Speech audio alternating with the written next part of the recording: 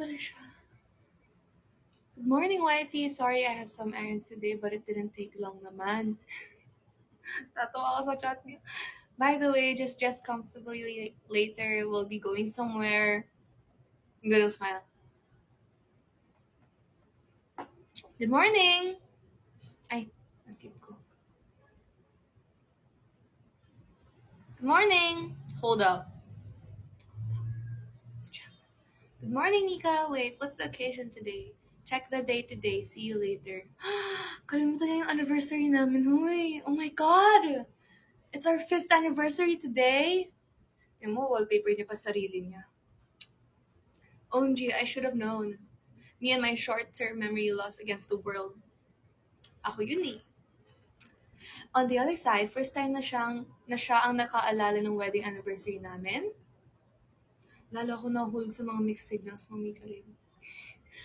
Sabi ni red flag ako dito. Anyway, since I have so much time dahil day off ko, bibili ako gifts for her. Wow. As a best wife. Wow! Ganda ng mga gifts. Dior. Okay, 5 gifts for a 5th anniversary. I'm so excited for reaction.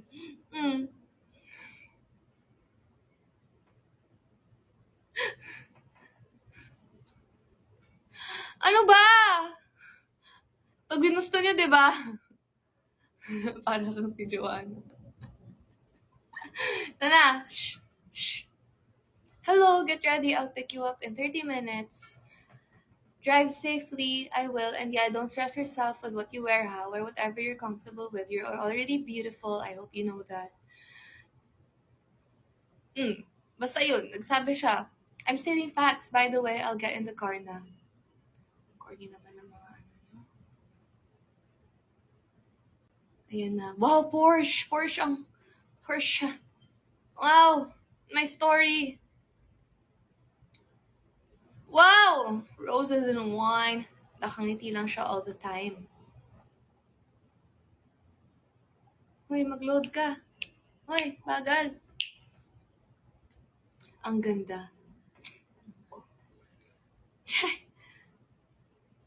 The couple are now eating their food with satisfied smiles on their faces. The atmosphere was light, and Mika believes that her view made the place more special because of her wife. How are you these past few days, Aya? Well, I think these past few days medyo naging kakaibang araw ko. It's not bad naman. Maybe a lot of things change katulad na lang tayo. I feel like there's a little change between us. She saw how Mika gulped while she's talking. She observed her wife's expression. Are you okay, Mika? Yeah. Are you sure? Yes, let's just enjoy dinner before the night ends. Aya feels like Mika wants to say something, but she shrugged all of her thoughts and just enjoyed the night just like how her wife wants. Something's wrong. Gee, I wonder what. And I can feel it. Same. When the couple arrived at their house, Mika was welcomed with the 5 paper bags from the top fashion brands that were placed at the table. She furrowed her eyebrows and looked at her wife.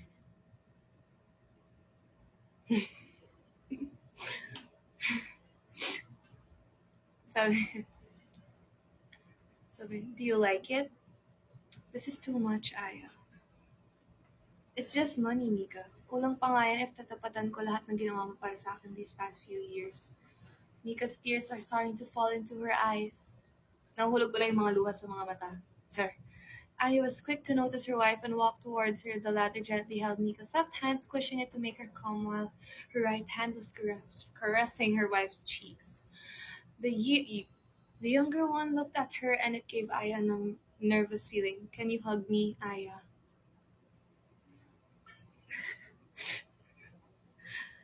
Aya felt her wife's baggage and it made her heart shattered when she felt her wife's arms against her. They stayed like that for a few minutes. Mika was the one who broke the hug and wiped the tears in her eyes. They're sitting now on the sofa and Aya breaks their silence. Pahinga ka na, Mika, sabi ni Aya. Mika looks at her and shakes her head. She grabbed a small folder from her bag and handed it to Aya. Open it. I didn't oppose it, just opened the folder. The tears that she had been trying to hold back earlier are now falling to her eyes. It's a divorce paper. Is this true? Why are you doing this? I'm sorry, but I just didn't like the idea to be tied down with someone I just see as my friend.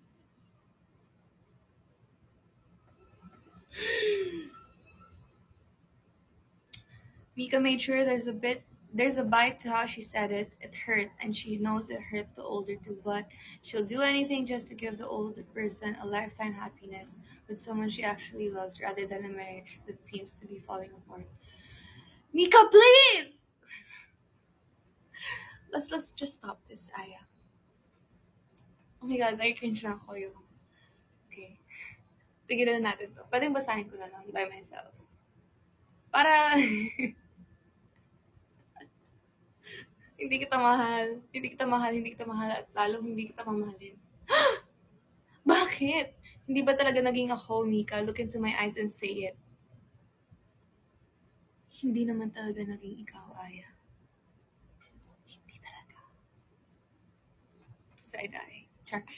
That was it. She couldn't take any more pain in Mika's words. Aya breathed out. She already felt tears gathering in her eyes. She feels extremely devastated. I'll sign the papers then. What was even holding me back? She spat with venom that pricked Mika's heart. The younger just swallowed the lump in her throat and walked past Aya. Left the two girls broken. Ang sakit-sakit! It was so stupid of me na naniwala sa mixed signals mo. Sim, I was blinded by my love for you. Huy! An error occurred loading this image. Okay, next.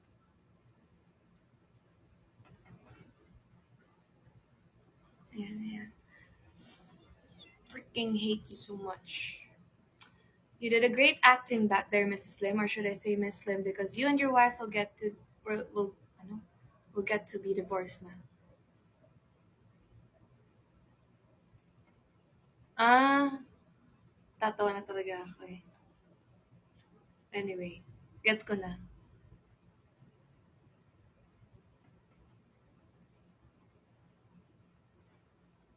Ano bang trip na ito? Sino ba to si Anon?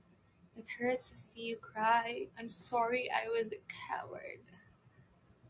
I need to do this to protect you. I promise to come back into your arms, but not now. I already signed the papers. I will just give it to mom and dad tomorrow. Since sinunod ko na yung gusto mo, may favor din ako sa'yo. Don't ever show up to me. Pinagsisihan kong minahal kita. I hate you so much, Mika Lim. Ayoko na makita ka pa kahit kailan. I'm sorry I lied to you. Hindi ko pinagsisihan na makasal sa'yo. Na? I love you so much, but I need to start. Ah? Yun na yun? Kala ko ba masakit to? Hindi naman ah.